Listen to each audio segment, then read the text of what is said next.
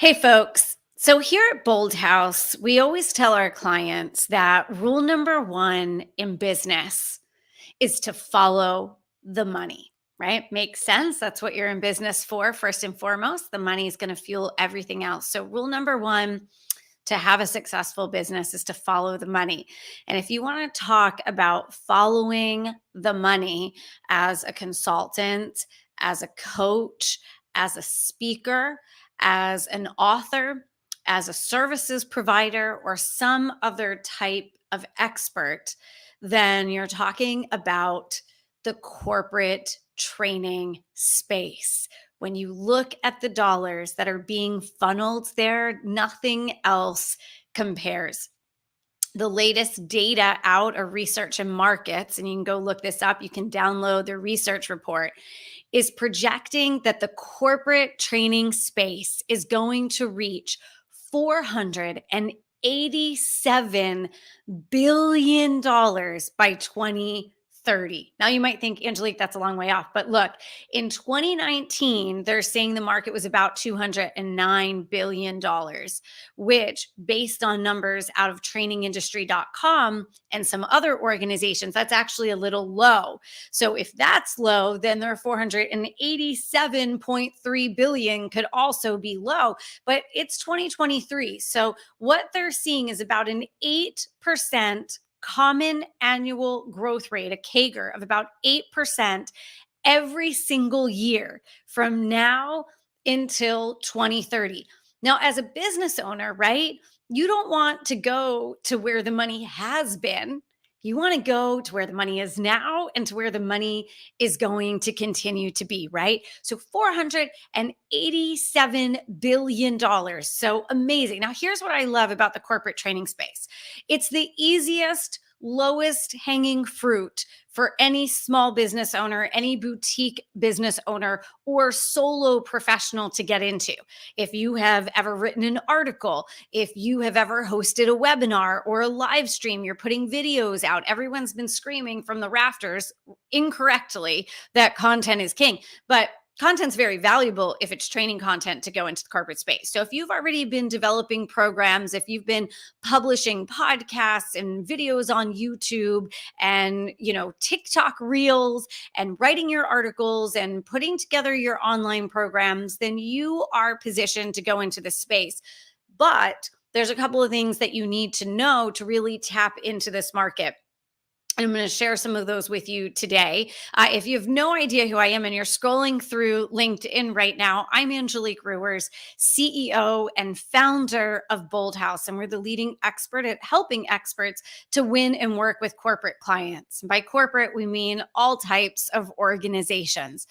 When it comes to corporate training programs, a couple of things that you need to know. The first thing that you need to know is that it may seem like, well, what would I, as a small business owner, a solo professional, a self employed expert, what would I have to offer these large companies? Surely there must be large companies that are already providing all of the training that companies need. And what's so interesting about corporate training programs, you guys, is that this is probably the one space more than any other, with the exception of coaches, that in terms of leadership coaching, executive coaching, where so much of the market, so much of the spend actually goes to business owners who have between just 1 and 10 people in their companies, right? So if you're a boutique business owner and it's just you, or maybe you have up to 10 people, there's actually a significant chunk of the dollars that are going to business owners just like you. So very low sort of bar of entry. And it's one of those things where you can work with the companies right in your backyard, or you can deliver training to companies all over the world, either through on-demand training or I don't know, for those of you who don't know, the fastest segment of corporate training dollars in terms of growth is live virtual training. So over Zoom, Google Meet, et cetera, where the trainer is virtual, but the content is being delivered live. It's such a fast growing segment of the corporate training space. So you've got dollars that are just endless in terms of the hundreds of billions that are being spent with no signs of it slowing down. You've got a low bar of entry for the small boutique business owner. So it's not that there's, an opportunity there, but you can't tap into it because you don't have the scale or the reach. Quite the opposite is true. And you can focus on organizations right in your backyard, as well as organizations on the other side of the planet. So super exciting. Now, here's the really exciting thing. There's new data out coming almost every single day in terms of what companies are asking for and looking for right now when it comes to corporate training programs. What is it that they're looking for topic wise?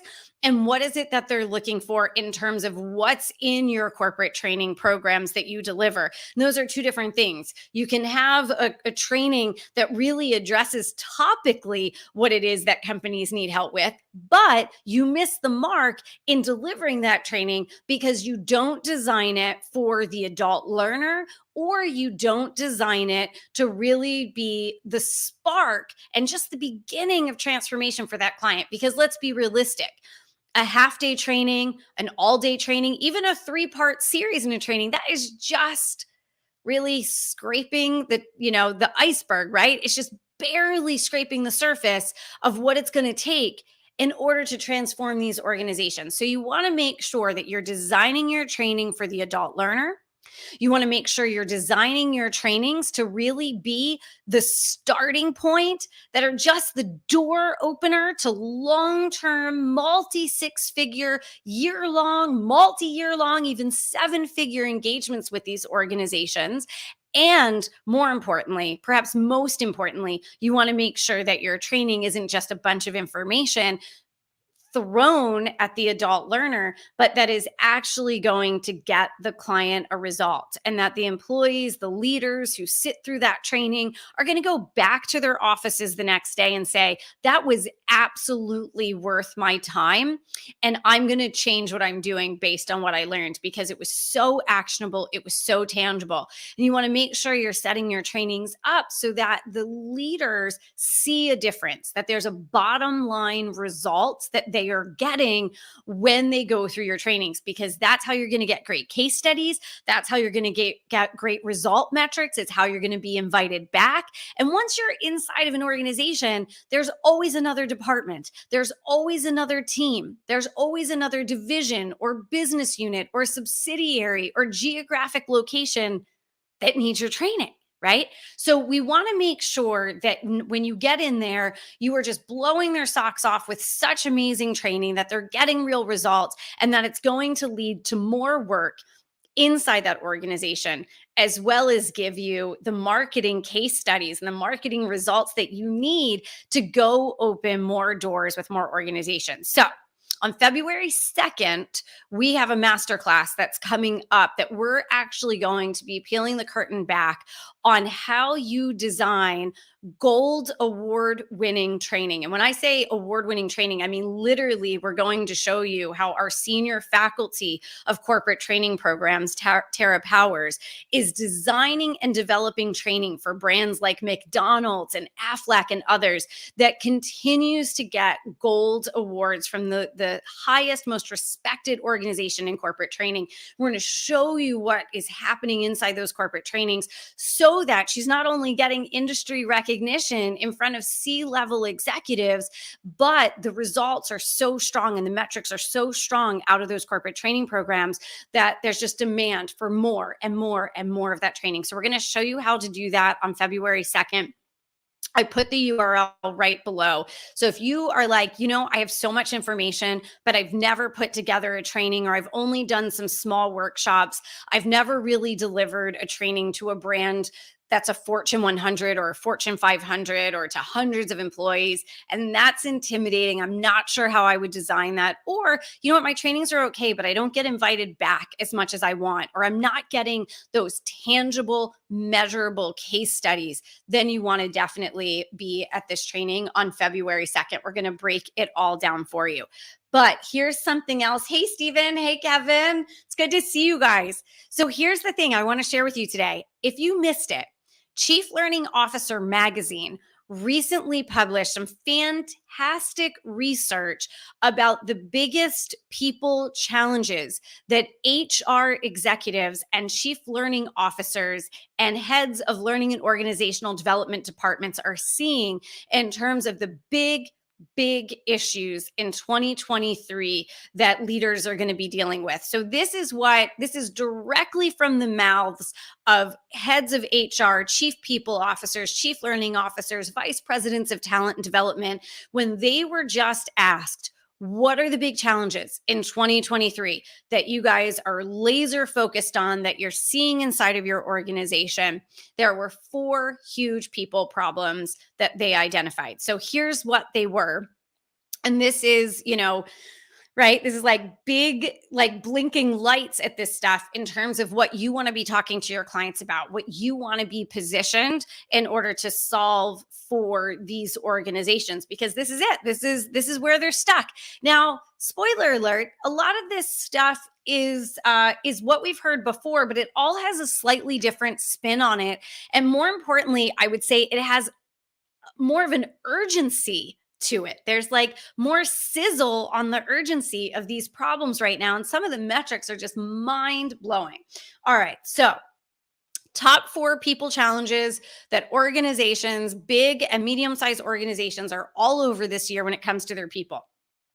Number 1, far and away, is capacity and resources. Capacity and resources, which is really just a very fancy way of saying that their people do not have any time. They do not have the capacity. They do not have the bandwidth to do what it is that they need to do. They also don't always have the budget or the resources to get it done.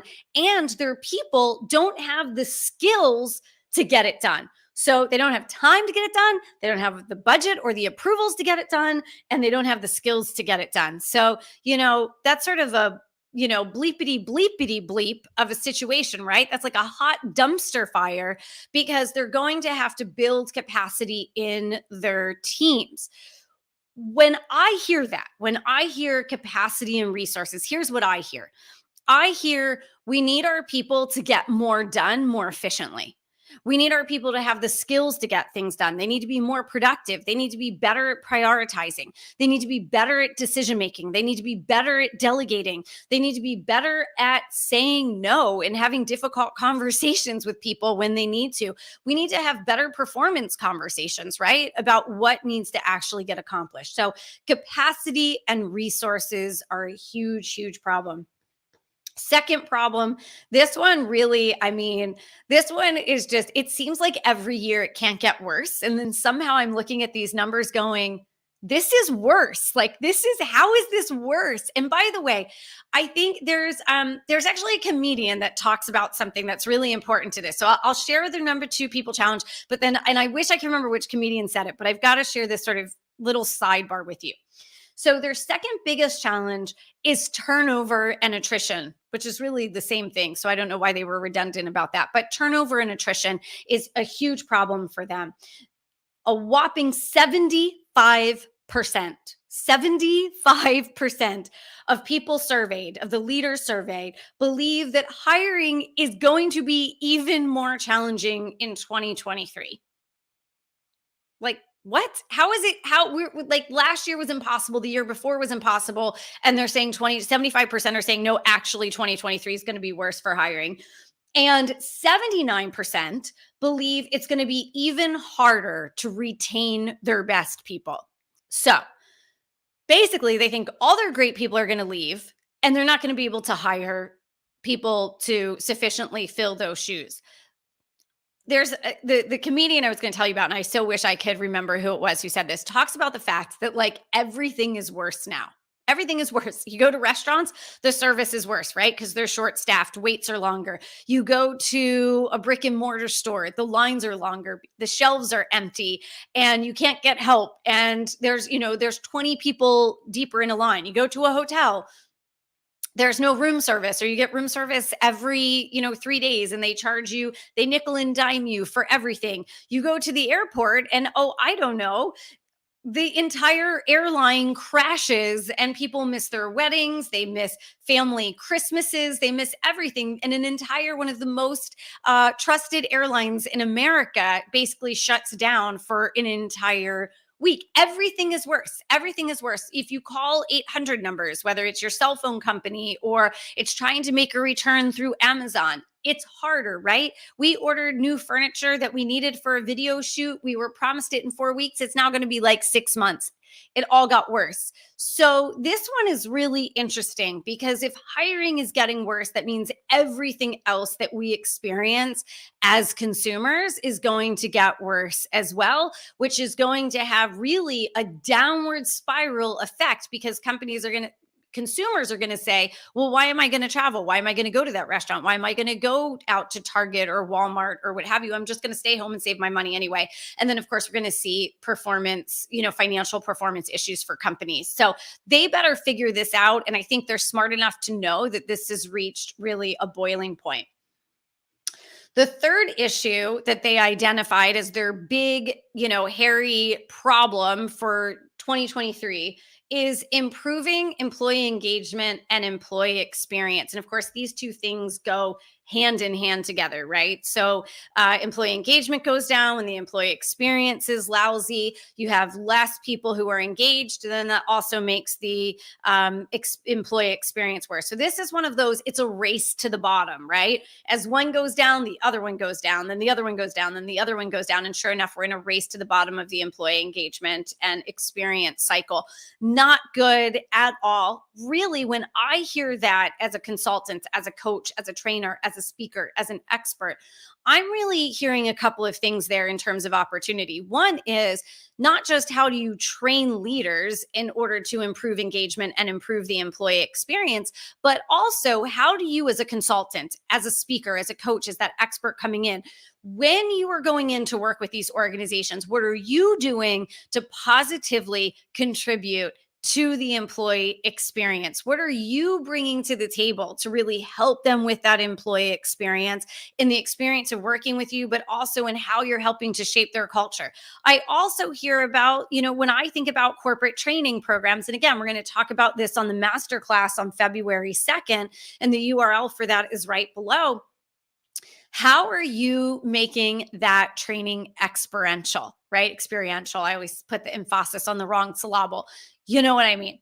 So when you really bring that experience aspect into your training, what do we know? We know that there's a higher adoption rate of the behaviors. You're helping with the forgetting curve.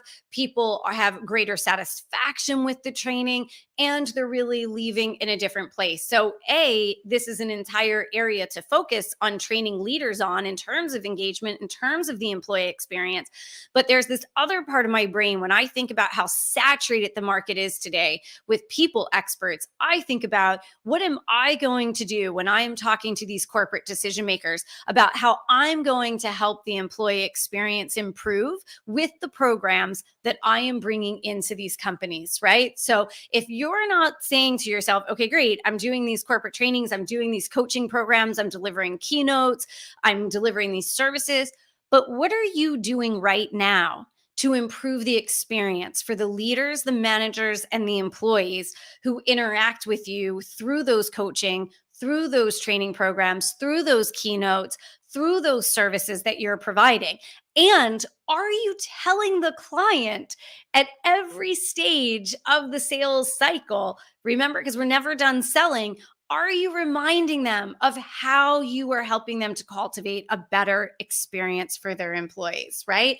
So it's the whole thing. It's not just we're going to teach others how to do it. You've got to walk the talk while you're delivering these programs to these organizations. So that's the third one.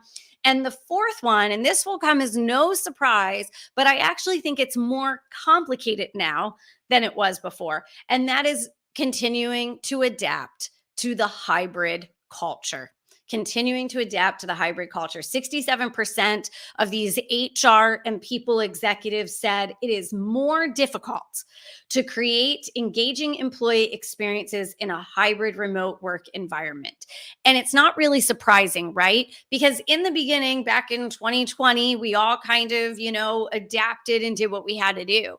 But as time passes, even some of the quiet quitting things that we saw, right, were really compounded by the fact that leaders did not really have their eye on a lot of people because you're working in a hybrid or a fully remote environment.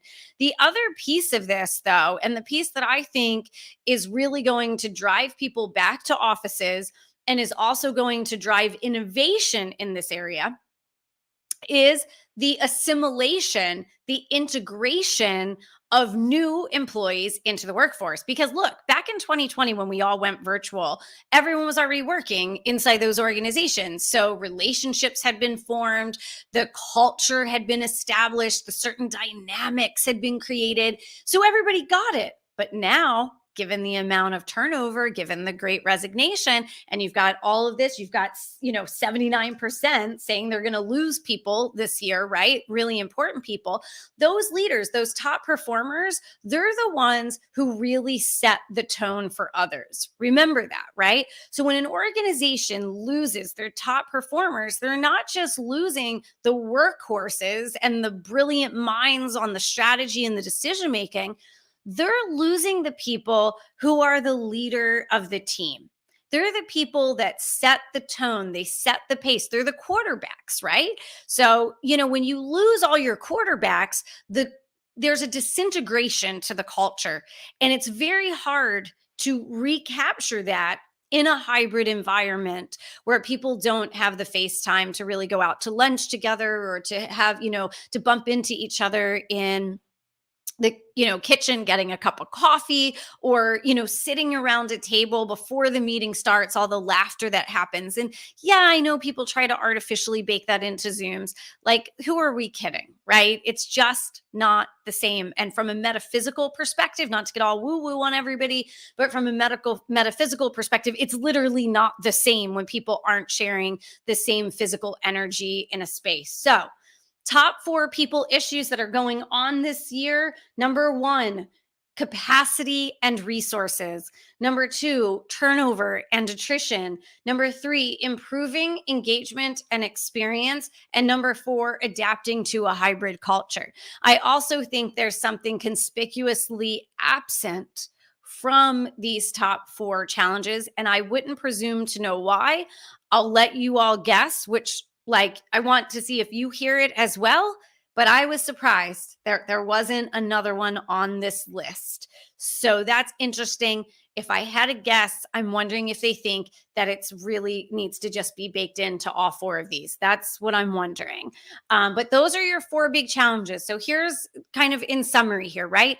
Number 1, you are talking about a marketplace that is growing faster than most other service areas in the marketplace. We're talking about an 8% CAGR, and we're looking at $487 billion plus by 2030. So rule number 1 in business, follow the money. This is where it's at. Meanwhile, you have organizations like Chief Learning Officer saying this is directly from the mouths of those inside the organization in terms of what they are hearing and what they are seeing and where they're having their biggest challenges. So you want to really look at what you're doing to tap right into that.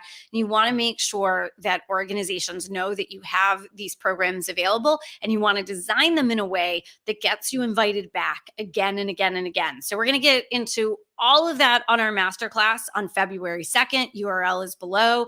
And here's one final thing I'll say, you guys, before I run up. run out here. Oh yeah, I love that, Elizabeth. Elizabeth just dropped in a note that I love. She said manage the candidate experience is key at all levels. And I would it absolutely is, and I would say the same is true again when we're managing the client experience at all levels, right? That we want to make sure that every single thing that we're doing is kind of the same thing that we're teaching, that we're mirroring that when we're working with these organizations. One of the biggest complaints that I always had as a corporate decision maker was the lousy experience that I had in working with outside experts. They had the knowledge that I wanted, we needed their services, but they didn't really think about the experience that we were having in working with them. So really give that some thought. The other thing we're going to be doing on February 2nd, and I have to be a little careful how I say this out online, but we're going to be having just come off lots of closed door conversations with leaders, and we're going to be sharing directly what we are hearing and what we've heard in those conversations around what organizations are looking for right now from outside experts like all of you, what they're looking for in their training programs, what they're looking for in their coaching and their people space programs, and really what's going on inside their organizations. What are their frustrations? What are their challenges? So we're going to be sharing some firsthand, hot off the press insights with all of you as well, which we're really looking forward to doing. In the meantime, the two things that I would check out is the research from researchandmarkets.com on the scale and scope of the growth of the corporate training space. And if you want to head on over and get the full article that I was just sharing with you in terms of those hot trend areas from Chief Learning Officer magazine, you can head to chieflearningofficer.com. The article is titled Top Challenges for L&D Leaders in 2023. Top Challenges for L&D Leaders in 2023. So we're going to be talking about this topic about corporate training programs a lot between now and February 2nd. So make sure you got a seat for the masterclass that we're delivering. Check this out and really start thinking about what are the topics and what are the areas that you really want to bring your experience, your expertise, your knowledge to bear for these organizations. If you're not tapping into this and you're not doing it at the six-figure and the multi-six-figure level, it's really the number one place of growth in your business in 2023. And it's something we're really excited to see because it just keeps getting bigger every year. So rule number one in business, follow the money. All right, you guys, this is Angelique from Bold House. I'm going to sign off. Have a great evening, everyone. And we will see you on February 2nd at noon.